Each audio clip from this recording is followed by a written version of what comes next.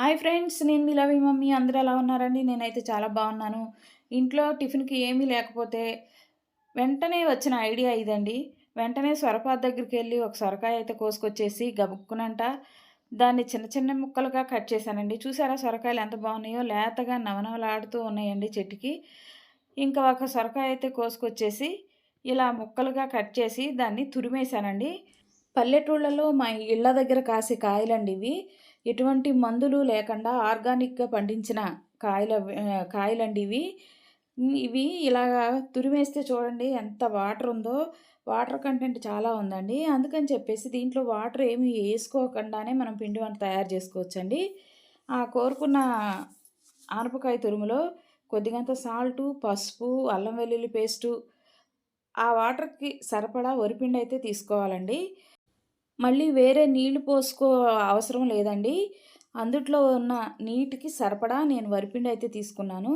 అందుట్లో కొద్దిగంత కొత్తిమీర, అలాగే కచ్చా పచ్చా దంచుకున్న పచ్చిమిరపకాయలు, కరివేపాకు, అలాగే కొద్దిగంత పుదీనా కూడా వేసుకున్నానండి.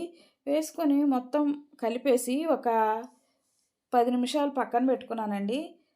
10 నిమిషాలు ముందుగా నానబెట్టుకున్న పెసరపప్పును కూడా కొద్దిగంత ఈ సొరకాయ పిండిలో కలుపుకోవాలండి. కలుపుకుంటే మధ్య మధ్యలో ఈ పప్పులు తగులుతూ మనం వేసుకునే పిండి వంటకి చాలా రుచికరంగా ఉంటదండి. అందుకని చెప్పేసి నేను పెసరపప్పు వేసుకున్నానండి. మీకు ఇష్టమైతే బొబ్బరపప్పు వేసుకోవచ్చు. అలాగే శనగపప్పు కూడా వేసుకోవచ్చండి. ఏదైనా ఒక 10 నిమిషాల ముందు నానబెట్టి ఈ సొరకాయ తురుములో కలిపేసుకొని వేడి వేడి కాగుతున్న నూనెలో ఇలాగా గారెలాగా వేసుకోవచ్చండి. వేసుకుంటే మనకి టిఫిన్‌కి గానీ, ఈవినింగ్ స్నాక్స్‌కి గానీ చాలా టేస్టీగా ఉంటాయండి ఇవి. నేనైతే ఉదయమే టిఫిన్ కోసమనే ఇలా చేశానండి. నా వీడియో గనుక మీకు నచ్చినట్లయితే లైక్ చేయండి, షేర్ చేయండి, సబ్స్క్రైబ్ చేయండి, కామెంట్ కూడా పెట్టండి.